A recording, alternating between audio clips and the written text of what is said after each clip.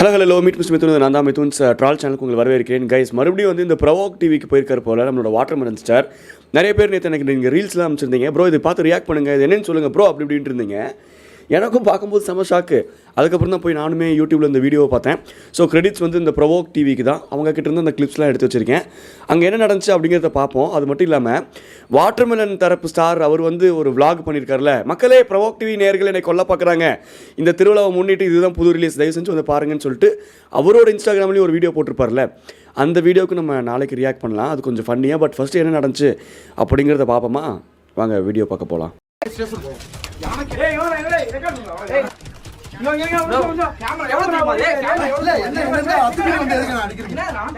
வந்து எதுக்கு எடுக்கிறீங்களாவா அப்படின்னு சொல்லிட்டு வாட்டர்மெலன் சார் கேட்குறாரு. யாருங்க அத்துமீறி? ஏங்க நீங்கள் தாங்க ட்ரெயினில் கிளம்பி மதுரையிலேருந்து சென்னைக்கு வந்து இந்த மாதிரி டிவிக்கு இன்டர்வியூ கொடுக்குறதுக்காக உங்களோட நாலேஜோட தான் வந்திருக்கீங்க, சுயநினைவோடு தான் வந்திருக்கீங்க. அது மட்டும் இல்லாமல் ட்ரெயினில் கிளம்பி வரும்போது முன்வைத்த காலை நான் பின் வைக்க மாட்டேன் அப்படின்னு ரீல்ஸ் வேறு போட்டிருக்கீங்க. நான் உங்கள் இன்ஸ்டாகிராம் பார்த்தேனே. முன்வைத்த காலை பின் வைக்க மாட்டேன் அப்படின்னு சொல்லிட்டு வந்து டிவியில் உட்காந்து ஒரே ஒரு கொஸ்டின் இவருக்கு ஆப்போசிட்டாக கேட்டோன்னே, ஏங்க இந்த கேமராலாம் என்ன விலை வரும் தெரியுமாங்க? 50,000 கேமரா வாங்கி வச்சுருக்கேன் நானே, பார்த்து பாதுகாத்து குருவிக்கு கூடு கட்டுற மாதிரி பார்த்து 3 லட்ச ரூபா 4 லட்ச ரூபா வரும் இந்த கேமரா. கொஞ்சம் கூட ஒரு சென்ஸே இல்லாமல் அந்த கேமராவை பிடிச்சி இப்படி திருக்கி உடைக்கிறாரு. இவங்க லீகலாக கேஸ் போட்டு இவர்கிட்டருந்து காசை பிடுங்கணும், ஒரு 4 லட்ச ரூபா கொடுக்க சொல்லணும் கோர்ட்டு. அப்போ தான் ஒரு அடங்கு வராட்டும்.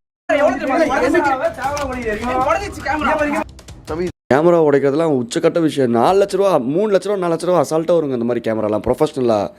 அவரோட கேமராவை போய் உடைக்கிறீங்களே. நீங்கள் அவ்வளோ நியாயமாக இருந்தால், நேர்மையான ஒரு ஆளாக இருந்தால், இந்த கிளிப்பெல்லாம் வெளியே வரக்கூடாதுன்னு நினச்சிருந்தா, நான் போலீஸ் ஸ்டேஷனில் கம்ப்ளைண்ட் கொடுக்குறேன், கேமராவை தூக்கிட்டு நீ போலீஸ் ஸ்டேஷன் வா, அங்கே பார்த்துக்கலாம், இந்த என்னை கேட்காம இந்த கிளிப்பை நீ வெளியே விடக்கூடாது அப்படின்னு சொல்லிட்டு வர வேண்டியது தானே. எதுக்கு டேரெக்டாக போய் கேமராவை அட்டாக் பண்ணும்? ஐயோ நம்மளை ரெக்கார்ட் பண்ணிட்டாங்க, நம்ம மேலே ஆப்போசிட்டாக திரும்புது அப்படிங்கிறத சென்ஸ் பண்ணிக்கிட்டாரு. இருங்க பாப்பா, இது கார்னர் பண்ற மாதிரி தெரியுது. இல்ல ஸ்டாப் பண்ணுங்க. ஸ்டாப் பண்ணுங்க. இன்டர்வியூ பேசாதீங்க. ஒரு நிமிஷம் என்னோட இன்டர்வியூ ஸ்டாப் பண்ணுங்க. ஒரே நிமிஷம் ஆங்கர், நீங்க அமைதியா இருங்க. அவர் எந்திரிச்சு வெளியே போய் 2 ரீல்ஸ் பண்ணிட்டு வருவார். இப்போ எப்படி ரொம்ப நேரம் உட்காந்துருந்தீங்க அப்படின்னா, எந்திரிச்சு நீங்களாம் வாக்கிங் போறீங்களோ அந்த மாதிரி அவர் எந்திரிச்சு வெளியே போய் 2 ரீல்ஸ். ஏன்னா அவர்கிட்ட டேலண்ட் கொட்டி கிடக்கிறனால அது எங்கே கொண்டு போய் அது வெளியே எக்ஸிபிட் பண்ணுறதுன்னு தெரியாமல் இந்த மாதிரி அந்த மாதிரி அப்பப்போ அப்படி வெளியே போவார். ஏன் எல்லாம் பேனிக் ஆகுறீங்க? அவருக்கு தகுந்த மாதிரி கரெக்டாக நீங்கள் அவரை கொஞ்சம் மாதிரி அவர் தூக்கி மடியில் உட்கார வச்சுக்கிட்டு தலைக்கு மேலே ஏறி உட்கார வச்சு அந்த மாதிரி ஏதாச்சும் கேள்வி கேட்டிங்கன்னா உட்காருவார். இல்லாட்டி இப்படி தான் எந்திரிச்சு ரீல்ஸ் பண்ண போயிடுவார். ஒரு நிமிஷம் ரெக்கார்ட் பண்ணுறேன். ஒரே நிமிஷம். இல்லை நானும் ரெக்கார்ட் பண்ணுறேன். இல்லைப்பா, என்னோட அனுமதி இல்லாமல். ஒரே நிமிஷம். அனுமதி இல்லைண்ணே, அது அனுமதி. பதட்டத்தில் பாருங்கள், அட்ரலின்லாம் ரஷ் ஆகி அனுமதிக்கு பதிலாக இனுமதி அப்படின்னு வருது. ஏன்பா என்னோட இனுமதி இல்லாமல் யாருப்பா அந்த இனுமதி இந்துமதி வர்றது கூட லேடிஸ் பேராக தான் வருது வாயில. ஒரே நிமிஷம். என்னோட அனுமதி எல்லாம் போடக்கூடாது இன்டர்வியூ. இல்ல இங்க பாருங்க, சம்பந்தப்பட்டவங்க பேசியிருக்காங்க. நான் பேசிக்கிறேன். சம்பந்தப்பட்டவங்க பேசியிருக்காங்க. இருங்க அவங்க வந்து என்ன தெரியுமா பண்ணிருக்காரு ஆங்கரு, இந்த மாதிரி நிஷா கிட்ட ஒரு கிளிப்பு வாங்கியிருப்பாங்க போல ப்ரவோக் டிவி என்ன நடந்துச்சுன்னு சொல்லிட்டு. இவங்க என்ன பண்ணியிருக்காங்க, அதை காமிச்சு உங்கள் சைடு இருக்கக்கூடிய கிளாரிஃபிகேஷன் நீங்கள் கொடுங்க, நிஷா அவர்கள் இப்படி சொல்கிறாங்க அப்படின்ட்டு சொல்ல வராங்க. இப்போ வரைக்கும் இந்த பிரச்சனையில் வெளியே நிஷாவோட பேர் வரல. மாக்காப்பா கூட வெளியே வந்து இந்த ப்ரெஸ் மீட்டில் சொல்லிக்கிட்டு இருக்கும்போது ஒரு பேர் மேலே, ஒரு கப்பிள்ஸ் மேலே இவங்க இப்படி பண்ணார் அப்படின்னு தான் சொன்னாரே தவிர்த்து நிஷா தான் அது அப்படின்னு சொல்லிட்டு மாக்காப்பா சொல்லலை. ஆனால் தர்பீஸ் தான் இருந்துக்கிட்டு ஒவ்வொரு வீடியோலையும் தடுக்க வந்த நிஷாக்கும் அடிப்பா அப்படின்னு சொல்லிட்டு இருந்தார். அப்போ இதெல்லாம் 2 கனெக்ட் பண்ணி பார்த்தா நிஷா கிட்ட தான் அவர் இது பண்ணியிருப்பார் அப்படின்ட்டு இவங்க ஏதோ கெஸ் பண்ணி நிஷா கிட்ட ஒரு வீடியோ வாங்கியிருக்காங்க. இவர் பக்கம் நியாயம் இருந்திருந்தா, தர்பீஸ் பக்கம் நியாயம் இருந்திருந்தா அவர் உட்காந்து, ஓ நிஷாவே இப்படி சொல்கிறாங்களாப்பா, ஆனால் அங்கே நடந்தது இதுதான்ப்பா, நிஷா ஏன் இப்படி சொல்கிறாங்கன்னு தெரியலப்பா அப்படின்னு தைரியமாக சொல்ல வேண்டியது தானே. எதுக்கு இவ்வளோ பதட்டப்படணும்? எதுக்கு இவ்வளோ அட்ரல் இன்ட்ரெஸ்ட்? ஏன் நிஷா இப்படி சொல்கிறாங்க அப்படின்னா, ஆமாம் நானும் தான் அந்த இடத்துல இருந்தேன், நிஷா வந்து அந்த இடத்துல இருந்தாங்க, அதுக்கு பதில் சொல்லக்கூடிய பொறுப்பு எனக்கும் தான் இருக்குது அப்படின்னு இவர் ஏற்றுக்கணும்ல. ஏன்னா இவர் தானே வெளியே வந்து இவ்வளோ பெரிய ஒரு அக்யூசேஷன் வைக்கிறாரு. அப்போ அதை சுற்றி வரக்கூடிய மற்ற பிரச்சனைகள் எல்லாத்தையுமே இவர் ஏற்றுக்கணும்ல. அதானோட அவசியம். இப்போ சொல்றேன், அந்த வீடியோல சொன்ன மாதிரி தான் நான் வந்து ஒரு நிமிஷம் நிஷா மேல அவரு கை போட்டாரு, அதனாலதான் இந்த இஷ்யூ நடக்குது, அதனாலதான் மாக்காப்பா போய் கேள்வி கேட்டாரு, அதனாலதான் இந்த இஷ்யூ நடக்குது. அதோட ப்ரூஃப் வீடியோ நான் அனுப்பு. ஸோ அதோட ப்ரூஃப் வீடியோ வந்து இவங்க வச்சுருக்காங்க. இவங்க எப்படியோ வாங்கி வச்சுட்டாங்க. அது மட்டும் இல்லாமல் இது ப்ரூஃபுக்குலாம் ஒன்றுமே இல்லை. மாக்காப்பா அவர்கள் போலீஸ் ஸ்டேஷன் போயிட்டு, மாக்காப்பா புகழ் கானம் போலீஸ் ஸ்டேஷன் போய் அவங்களோட தரப்பு இதெல்லாம் நியாயம்லாம் சொல்லிட்டு வந்துட்டாங்க. இவர் மதுரை கிளம்பி போயிட்டார். மதுரையிலேருந்து இப்போ ப்ரவோக் டிவி வந்து இவங்களை கூப்பிட்டு பாருப்போம், அவங்களை மாதிரி இன்டர்வியூ எடுக்கணும், இந்த மாதிரி ஒரு பிரச்சனை போய்கிட்டு இருக்குல்ல, அது ரிலேட்டடாக இன்டர்வியூ எடுக்கணும் வாங்கன்னு சொல்லிட்டு. இதுக்கு முன்னாடியே ஒரு 2-3 சேனலில் நம்மளோட நடிப்பாருக்குன்னு இன்டர்வியூ கொடுத்துருக்காரு. அந்த இன்டர்வியூலாம் பார்த்தீங்க அப்படின்னா அவரே ஆப்போசிட்டில் இருக்கக்கூடிய ஆங்கரே எதுவுமே கேட்கல அப்படின்னாலும் அவரே அந்த ஆங்கர் என்னை புகழ்றாங்கன்னு நினச்சிக்கிட்டு அதுக்கு தகுந்த மாதிரியே பேசி இன்டர்வியூ முடிச்சிருப்பாரு. இப்போ ப்ரவோக் டிவியில் நிஷா கிட்டேருந்து ஒரு ஆடியோ கிளிப் வாங்கியிருக்காங்க. அந்த ஆடியோ கிளிப்பை போட்டு காமிக்கிறேன்னு சொன்ன உடனே ஆகா எனக்கு அகேன்ஸ்டாக திரும்புகிறாங்க, இவங்க எனக்கு அகேன்ஸ்டாக இன்டர்வியூ எடுக்க போகிறாங்க, என்னை கேட்க முடியாது பதில் சொல்ல முடியாத கேள்வியெலாம் கேட்க போகிறாங்க, இப்போ நான் மாட்டிப்பேன் அப்படிங்கிற பேனிக் ஏன் வரணும்? நீங்கள் தான் திறமையுள்ள ஒரு ஆள், பயங்கர பேச்சு புலமை உள்ள ஒரு ஆள், நடிப்பு அரக்கன், எங்களெல்லாம் கிறுக்கன் ஆக்குறதுலையும் அரக்கன், அவ்வளோ பெரிய ஒரு ஆளுங்க நீங்கள். அப்போ உட்காந்து நிஷா இப்படி சொல்கிறாங்களா, இதாம்மா விஷயம், இதான் மேட்ரு அப்படின்னு தைரியமாக பேசு. இப்போ தான் டவுட் ரொம்ப ஸ்ட்ராங்காக சீரியஸாகவே கிளம்புது. சொல்லி ப்ளே பண்ண விடல. அவர்கள் பேசின ஆதாரம் இஸ்லாமில் அவர் கை போட்ட ஆதாரம் வந்து அவங்க சொல்லியிருக்காங்க. அதுதான் மேட்ரு, அதுதான் விஷயம். ஆமாம் இல்லைங்க, இப்போ நம்ம நடிப்பறக்கு எனக்கு என்னென்னா, நான் கவனித்த வரைக்கும், நான் வந்து அவர் அப்சர்வ் பண்ண வரைக்கும் சைக்காலஜிக்கலாகவே அவர் வாயை திறந்து மன்னிப்பு அப்படிங்கிற ஒரு விஷயமோ இல்லை என்னை விட இன்னொருத்தன் பெட்டர் அப்படிங்கிற ஒரு விஷயமோ அவரால் ஒத்துக்கவே முடியாது நான் கவனித்த வரைக்கும். அதனால தான் அவர்கிட்ட நிஷா அப்படி சொன்னாங்களா, நானுமே அந்த இடத்துல அந்த ஜோக் பண்ணியிருக்கக்கூடாதுமா, ஆனால் நான் அந்த ஜோக்குன்னு நினச்சி தான் பண்ணேன், நான் தெரியாமல் பண்ணிட்டேன். இந்த மாதிரியான ஒத்துக்கொள்ளக்கூடிய விஷயங்கள் அவர் எதுவுமே பண்ண மாட்டார். அதுக்கு பதிலாக இங்கே இவ்வளோ பெரிய போரே ஆரம்பிச்சிருக்காரு. World War 3 யாரா சொன்னா ட்ரம்ப்புக்கும் ஈரானுக்கும்ன்ட்டு? எங்கள் நடிப்பு அரக்கனுக்கும் ப்ரவோக்குக்கும் தான் World War 3. நடிப்பறக்கு நல்லா அசால்ட்டாக நினச்சிட்டு இருக்கீங்க.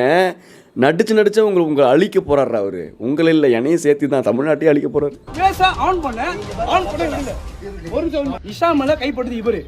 நிஷா முன்னாடி என்ன கேட்டாரா, இத்தனை நாள் அவர் கூட இருந்தீங்களே, இனியா கூட இருந்தீங்கன்னு சொல்லி ஒரு தகாத வார்த்தை யூஸ் பண்ணது இவரு. தகாத வார்த்தை இல்லைங்க, அவரை பொறுத்த வரைக்கும் அதுதாங்க காமெடி, அதுதான் நகைச்சுவை, அவரோட ஸ்டாண்டர்ட்ஸ் ஆஃப் நகைச்சுவை அதுதான். ஏன்னா அவர் தான் சொல்லுவார், மற்றவங்களெல்லாம் என்னப்பா ஒரு செயல் இது, தரமில்லாத செயல் அப்படிம்பாரு.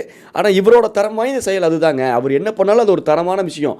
அப்படி தான் நீங்கள் எடுத்துக்கணும். இப்போது அதை நீங்கள் எடுத்துக்காத அளவுக்கு உங்களுக்கோ இல்லை எனக்கோ சொல்கிறேன், நமக்கு அந்த அளவுக்கு ஒரு அறிவு பத்தல அப்படிங்கும்போது எங்கள் வாட்டர்மெலன் சார் நீங்கள் குறை சொல்லக்கூடாதுங்க.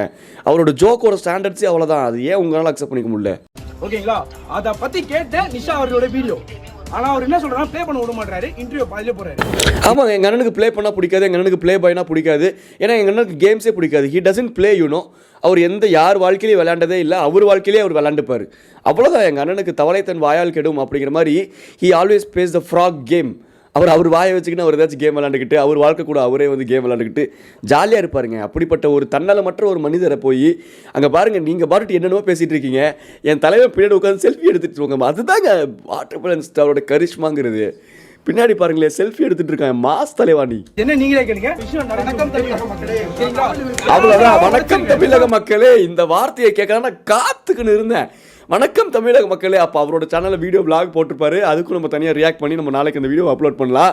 ஆனால் இவ்வளோ பிரச்சனை போயிட்டு இருக்கும்போது எங்கள் அண்ணா அங்கே விளாக் பண்ணுறாரு பார்த்தீங்களா, அதுதான் டெடிக்கேஷனுங்கிறது. வணக்கம் தமிழக மக்களே, நான் உங்கள் நடிப்பு அரக்கன். இன்றைக்கி நம்ம என்ன நடிக்க போகிறோம் பார்த்து, டெடிக்கேஷன்னா அதானே. அவ்வளோ பெரிய ரணகலத்தில் ஒரு 4 லட்ச ரூபா கேமரா உடச்சிட்டு கேமராமேன் கையை பிடிச்சி கடிச்சு வச்சுப்புட்டு பின்னாடி விளாக் எடுக்கிறதுக்கு தைரியம் இந்த தமிழ்நாட்டில் யாருக்காச்சும் இருக்கா?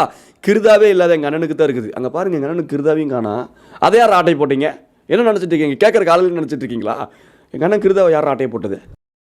கேமரா உடைச்சிருக்காரு, அவர் வரம்பா இதை பற்றி பேசுகிறோம்பா அப்படின்னு. ஓகே, இவர் எக்ஸ்பிளைன் பண்ணுறாரு ப்ரவோக் டிவியில் என்ன நடந்துச்சு அப்படின்னு சொல்லிட்டு. ஸோ அதை பார்த்து நம்மளோட நான் என்ன ஃபீல் பண்ணுறேன், நான் என்ன யோசிக்கிறேன் அப்படிங்கிறத நான் சொல்ல போகிறேன். ஜஸ்ட் பார்ப்போமா.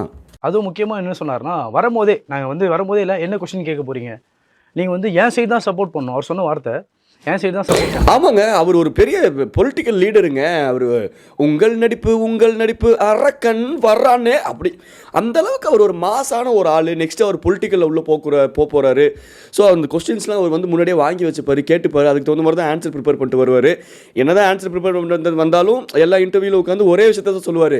நான் உங்கள் நடிப்பு அரக்கன், நான் ஒரு சுயசார்பற்ற, நான் ஒரு தனி மனித, நான் ஒரு வீர பரம்பரை, நான் எல்லாத்தையும் மாக்கா பாவங்க, நான் தான் கெத்து அப்படின்ட்டு எல்லா இடத்துலையும் ஒரே அதை புகழ்ச்சி தான் பாட போகிறாரு. ஆனால் இருந்தாலும் அவரோட செலிபிரிட்டி ஸ்டேட்டஸ்க்கு அவர் எவ்வளோ பெரிய ஆளுங்க. ட்ரெயினில் வரும்போது நீங்கள் யோசிச்சு பாருங்கள், மதுரையிலிருந்து சென்னைக்கு இந்த இன்டர்வியூக்கு ட்ரெயினில் வரும்போது முன் வைத்த காலை நான் பின் வைக்க மாட்டேன்னு ரீல்ஸ் போட்டு வர அளவுக்கு தைரியமான ஒருத்தர். நீங்கள் உங்கள் கேள்வியெலாம் சொல்ல மாட்டீங்களா? நீங்கள் முன்னாடி அப்ரூவல் வாங்கணும். வாட்டர்மெலன் ஸ்டார்னா எவ்வளோ பெரிய பொலிட்டிக்கல் ஸ்டேட்டஸில் இருக்கார் அவர். அவங்க சைடு சப்போர்ட் பண்ணக்கூடாது, கரெக்டாக கேளு கார்த்தி அப்படின்னு மென்ஷன் பண்ணாரு. சரி ஓகேண்ணே. என்னண்ணே கரெக்டே இல்லையாண்ணே? எத்திக்ஸே இல்லாமல் நீங்கள் ஒரு விஷயத்த சொல்லிவிட்டு அவர்கிட்ட மட்டும் எத்திக்ஸை கேள்வி எப்படின்னு, ஏதாவது நீ எனக்கு தான் சப்போர்ட் பண்ணும், அவங்களுக்கு சப்போர்ட் பண்ணக்கூடாது, ஆனால் கரெக்டாக கேளு கார்த்தி. எதுனா கரெக்டாக கேட்குறது? என்ன நடந்துச்சுன்னு கேட்குறது தான் கரெக்டு. அவங்களுக்கு சப்போர்ட் பண்ணாதான் எனக்கு சப்போர்ட் பண்ணுன்னு சொல்கிறதே எங்கள் அண்ணன் சொல்லுவார், சொல்லக்கூடிய ஆள் தான் எங்கள் அண்ணன். நான் ஒரே ஒரு கேள்வி தான் சொல்லி ஸ்டார்ட் பண்ணேன். என்னன்னு கேட்டேன்னா வந்து இப்போ இந்த இஷ்யூ அவர் என்ன சொன்னார்னா, எடுத்தோடனே வந்து நான் கேஸ் கொடுத்துட்டேன், நான் வந்து மாக்காப்பா மேலேயும் புகழ் மேலேயும் கானா வினோத் மேலேயும் கொடுத்துட்டேன். ஆமாங்க, 3 மேலே நான் கேஸ் கொடுத்துட்டேன். அதாவது இவர் பொறுத்த வரைக்கும் என்னன்னா, தமிழ்நாட்டு மக்களை ஈஸியாக மெனிப்புலேட் பண்ணலாம் நினச்சிட்டாருங்க. இன்றைக்கி இருக்கக்கூடிய டெக்னாலஜி இதெல்லாம் எதுவுமே அவருக்கு தெரில, எது எப்படி இந்த சிஸ்டம் ஒர்க் ஆகுங்கிறது அவருக்கு தெரில. அவரை பொறுத்த வரைக்கும் அவர் வந்து ஒரு டாப் இன்டெலிஜென்ட்டான ஒரு ஆள். ஸோ நம்மளை ஈஸியாக மெனிப்புலேட் பண்ணிடலாம்.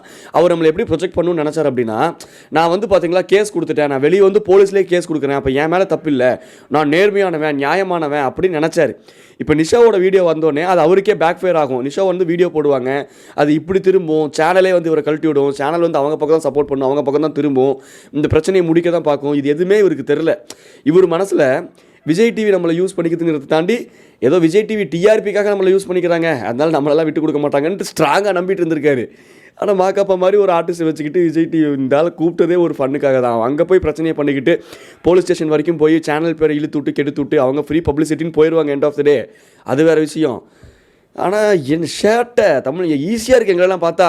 தலையை பாரு, கொஞ்சம் நாளாக மித்துனுக்குலாம் மேலே சொட்டை விழுந்துட்டு இருக்கு, மிளகா வச்சு அரைச்சிடலாம் மண்டலன்னு முடிவு பண்ணி வாட்டர் மெலன் ஸ்டார். அறிவு ஜாஸ்தியாக இருக்கிறனால தான் அங்கே ஹீட்டு தாங்க முடியாமல் முடி கொட்டுது. சொட்டை உழுகுதான். யாரா சொன்னது? அதில் சொல்லக்கூடாது சொன்னார். சரி ஓகே, எதுக்காக கொடுத்தீங்க இந்த கேஸு அப்படின்னு கேட்டேன். ஏன்னா அடிச்சிட்டாங்க அப்படின்னு சொன்னார். சரி அடிச்சிட்டாங்க, எதுக்காக அடிச்சிருப்பாங்க? ப்ரோ காரணமே இல்லாமல் ஒரு தடிப்பான அவங்களுக்கு இல்லை அடிப்பாங்க ப்ரோ. காரணமே இல்லாமல் திவாகர் அவர்களை பார்த்தா உங்களுக்கு அடிக்க தோணும். நீங்கள் சொல்லுங்கள் ப்ரோ, நீங்கள் கேட்குறீங்களே காரணமே இல்லாமல் அவர் அடிப்பாங்களான்ட்டு. நீங்கள் சொல்லுங்கள், அவர் ஃபேஸை நீங்கள் பக்கத்தில் வர உட்காந்து பார்த்துருக்கீங்க, 2 நிமிஷம் உத்து பாருங்கள், உங்களுக்கு அடிக்க தோணல. மனசாட்சி தொட்டு நீங்கள் இதுக்கு சொல்லுங்கள். நான் அப்புறம் நீங்கள் சொல்கிற ஸ்டேட்மெண்ட்டை நான் ஒத்துக்கிறேன். காரணமே இல்லாமல் யாராச்சும் அடிப்பாங்களா நீங்கள் கேட்ட ஸ்டேட்மெண்ட் நான் ஒத்துக்கிறேன். அவரெல்லாம் அடிப்பாங்க, காரணமே இல்லாமல் அவரை அடிப்பாங்க தூக்கி போட்டு. இப்போ நான் அடிக்கிறதுல என் சேனலில் போட்டு ஜாலியாக இருக்குல்ல, அடிக்க வேண்டியது தான். இப்போ என்ன பண்ணுறது? எதுக்காக அடித்தாங்க அப்படின்னு கேட்டேன். இல்லை அடித்தாங்கன்னு சொல்லி எல்லா இன்சிடென்ட்டும் சொல்லிருக்காரு. நான் கேட்டேன், ரீசன் இல்லாமல் யாரும் அடிக்க மாட்டாங்க, எதனால் அடித்தாங்க ஃபஸ்ட்டு? அவங்க அடிக்கவே இல்லை ஃபஸ்ட்டு. அது ஒரு வேலிடான கேள்வி. ரீசன் ஆமாம்மா, இது வேலிடான கேள்வி தான். சீரியஸாகவே எல்லா இடத்துலையும் எல்லா இன்டர்வியூ உட்காந்து என்னை அடிச்சிட்டாங்க, நான் தடுத்துட்டேன், தனி ஒரு ஆளாக நின்று போராடி வந்துட்டேன், நான் ஒரு தனி வீரன், நான் வந்து அப்பா ஊ ஈ ஊ அப்படின்ட்டு இருந்து வரல. பாயிண்ட்டான ஒரு விஷயம் தானே. இதுக்கும் பதில் சொல்லணும்ல. எப்படி அந்த வாக்குவாதம் ஆரம்பிச்சது, நீங்கள் என்ன பண்ணுனீங்க, அது ஏன் அந்த மிஸ்கன்செப்ஷனாக மாறுச்சு, நான் இப்படி பண்ணினேம்மா அவங்க அதை தப்பாக நினச்சிட்டாங்கம்மான்னு ஸ்ட்ராங்காக சொல்லணும்ல. நம்ம என்னங்கிட்ட அது கானா வினோத் ஒரு 5 அறிவு உள்ள ஒரு ஆள் தான்மா. அதில் அண்ணன் நீங்கள் ஒரு சயின்டிஸ்ட் தான், கானா வினோத்துக்கு 5 அறிவு இருக்கா 6 அறிவு இருக்கான்ட்டு உட்காந்து நீங்கள் ரிசர்ச் பண்ண அளவுக்கு நீங்கள் ஒரு பெரிய சயின்டிஸ்ட். அதெல்லாம் உங்ககிட்ட கேட்கலாம், அந்த ஈன வெங்காயம்லாம் கேட்கல, நீங்கள் என்ன பண்ணீங்க அப்படிங்கிறதான் கேட்டோம். அதான் சொல்ல மாட்டார் எங்கள் அண்ணன். இவர் வேறு நியாயமாக உங்களை யாருங்க கேள்வி கேட்க சொன்னால், ஆங்கர் மேலே தான் இங்கேயும் தப்புங்க, தப்பாக எடுத்துக்காதீங்க இதை சொல்கிறேன்ட்டு. ஆங்கர் யார் நியாயமாக கேள்வி கேட்க சொல்கிறா? அவர் தான் சொல்லிட்டு வராருல, எனக்கு சப்போர்ட்டாக கேள்வி கேளுங்க, என்னை வாட்டர் மெலன் க்யூட் ஆண்டின்னு கொஞ்சுங்க, அப்போ தான் நான் வருவேன் அப்படின்ட்டு ஃபெமினினாக பிஹேவ் பண்ணுறாருல, அப்படியே விட்டுருணும் அவரெல்லாம். ஆனால் அடிச்சாங்கன்னு சொன்னார். எதனால் அடிச்சாங்கன்னு கேட்டேன். அவர் அந்த ரீசன் சொல்ல. இதனால அவர் கூட உங்கள் ஹஸ்பண்ட் முன்னாடி அவங்க ஹஸ்பண்ட் முன்னாடியே கேட்டாங்க, அவர் கூட இருந்தீங்களே இனி அவங்க கூட இருங்கன்ற மாதிரி ஒரு தகாத வார்த்தையில யூஸ் பண்ணியிருக்காரு. இல்லை அது தகாத வார்த்தை இல்லைங்க, அவரோட ஸ்டாண்டர்ட் ஆஃப் ஜோக் அதுதான். குக் வித் கோமாளி நீங்கள் பயங்கரமாக காமெடி பண்ணும் அப்படின்னு சொல்லிட்டு ப்ரொடக்ஷன் சைட்லேருந்து சொல்லியிருப்பாங்க. இவர் யோசிச்சு பார்த்துருப்பாரு. இவர் வந்து வசப்பாடுறது, லூசுத்தனமாக பேசுறது, மணக்குதுடா அப்பா, நான் ஒரு காம்ப்ளிமெண்ட் கொடுக்குறேன்டா, எங்களுக்கு தெரியாது இந்த காம்ப்ளிமெண்ட்டு ஒரு ஆம்பளை எது கொடுப்பான்ட்டு எங்களுக்கு தெரியாது, ஆனால் அதை காம்ப்ளிமெண்ட்டாக அவர் மாற்றிடுவார். இந்த மாதிரி கேள்வி கேட்டார்னா அது ஜோக்காக அவர் மாற்றிடுவார். ஏன்னா அவரோட ஸ்டாண்டர்ட் ஆஃப் காம்ப்ளிமெண்ட் அதுதான். அவர் ஸ்டாண்டர்ட் ஆஃப் ஜோக் இவ்வளோ தான், அதை நீங்கள் ஜோக்காக தாங்க பார்க்கணும். அவர் ஸ்டாண்டர்டுக்கு இறங்கி ஏறி போங்க அவர் ஸ்டாண்டர்டுக்கு. நம்மலாம் ஏன் இப்படி கீழாயே, அவர் மாதிரி பெரிய ஆளாக இருக்கணுங்க நம்மலாம். அதை பார்த்த கானா வினோத் அவர்கள் ஒரு வார்த்தையை யூஸ் பண்ணி சொல்லியிருக்காரு, இந்த மாதிரிலாம் பேசலாமா, அவங்க ஹஸ்பண்ட் பக்கத்தில் வச்சிருக்காரு, இதெல்லாம் பேசலாமான்னு சொல்லி அவரும் கொஞ்சம் அசிங்க. அவர் பயங்கரமாக ட்ரிகராக இருப்பாரு. ஏன்னா பிக் பாஸ்லேருந்து பக்கத்துலேயே பார்த்துக்கிட்டு இருக்காருல, மறுபடியும் வெளியே வந்து இந்த மாதிரி கேனவாக்கில் ஜோக் அடிச்சுக்கிட்டு இருக்கிறத பார்த்துட்டு ட்ரிகர் ஆனது மட்டும் இல்லாமல் கண்டிப்பாக அவரும் ஏதாச்சும் செட்டுக்கிட்டுன்னு பார்க்காம கண்டவனி திட்டிருப்பாரு. அவரும் ஏதோ ஒரு பேட் வேர்ட் யூஸ் பண்ணியிருப்பாரு, இல்லைன்னுலாம் சொல்லலை. இப்போ யார் இங்கே பேட் வேர்ட் யூஸ் பண்ணாலே அவங்க ரொம்ப தப்பானவங்க அப்படி இப்படின்லாம் அந்த இதுக்குள்ளலாம் வரவே இல்லை. கானா வினோத்துலாம் அப்படி கெட்ட வார்த்தை யூஸ் பண்ணிக்கக்கூடாதுல்ல அப்படின்ட்டு பண்ணியிருக்கணும். பண்ணக்கூடிய ஆள் தான் எங்கள் அண்ணன். அவர் கெட்ட வார்த்தை மட்டும் இல்லை, சும்மா இல்லாமல் செவனேன்ட்டு இருந்த மாக்காப்பா இத்தனை வருஷத்தில் நீங்கள் யோசிச்சு பாருங்கள். மாக்காப்பா மாதிரி ஒரு டீசெண்டான ஆங்கர் எங்கேயாச்சும் ஏதாச்சும் அவரோட பர்சனல் லைஃப்லாம் விட்டுருங்க, அதெல்லாம் வேறு. பொது வழியில் அவரோட ஆங்கர்னு வர ரோலை அவர் எங்கேயாச்சும் பிசிறு தட்டிட்டு ஏதாச்சும் ஒரு நொய்யு நொசுக்குன்ட்டு இல்லை ஏதாச்சும் அவர் பேரை டேமேஜ் பண்ணிட்டு ஏதாவது நீங்கள் கேள்விப்பட்டிருக்கீங்களா? அவரே ராட் எடுத்து காலில் முட்டி முழங்காலே 2 பொலிச்சுன்னு போட்டிருக்காருன்னா இந்த ஆள் என்னென்ன பண்ணியிருப்பாரு இந்த செட்டில் இவரை வச்சுக்கிட்டு. ஒரு சில வார்த்தை யூஸ் பண்ணியிருக்காரு. அதுக்கு ஆக்ரோஷமான திவாகர் அவர்கள் என்ன பண்ணாரு, அந்த இடத்துல கத்த ஆரம்பிச்சிட்டாரு. இந்த வீடியோ இருக்குல்ல உங்களுக்கு பார்த்தீங்கன்னா தெரியும், நிஷா அவர்கள் பேசின வீடியோ. இந்த வீடியோ ஓப்பன் பண்ணி இப்படி நீட்டினாங்க, ஒரே விஷயம் தான் பண்ணேன். அவ்வளோதாங்க. நீங்கள் ஓப்பன் பண்ணி நீட்னோடனே எங்கள் என்ன முடிவு பண்ணியிருப்பாரு, ஓ ஆண்ட்ராய்டு ஃபோனா, ஐஃபோன் கூட இல்லை, ஐஃபோன் வச்சுருந்தா என்கிட்ட இந்த கேள்வி இங்கே கேட்கலாம், நான் வரேன் பிரதர் பாய், எனக்கு இன்டர்வியூ கொடுக்க இன்ட்ரெஸ்ட் இல்லை அப்படின்ட்டு ஏதாச்சும் மட்டிக்காரன்னு சொல்லி மழுப்பிட்டு எஸ்கேப் ஆக போய் ஓடி இருப்பாரு. பார்த்தோன்னே ஆள் என்ன ஆயிட்டாருன்னா ஜம்ப் ஆயிட்டாரு. பார்த்தோன்னே ஆஹா ஒன்றும் இல்லை, ஜம்ப் ஆயிட்டாரா? இங்கே பாருங்க, இப்போது திவாகரனுக்கு தைரியம் இல்லை அப்படி அந்த மாதிரிலாம் யோசிச்சு அப்படியே அந்த வீடியோ காமிச்சு ஆள் ஜம்ப் ஆயிட்டாரு கிம்ப் ஆயிட்டாருலாம் சொல்லாதீங்க. அந்தளவுக்கு ஒன்று எங்கள் அண்ணா கேவலமாக இல்லை, கழிஞ்சிருப்பார், அது வேணால் ஒத்துக்கிறேன். சும்மா ஜம்ப் ஆயிட்டாருலாம் சொல்லி எங்கள் அண்ணா அசிங்கப்படுத்துகிற வேலை வச்சுக்காதீங்க, கழிஞ்சிருப்பாருன்னு டீசெண்டாக சொல்லுங்கள்.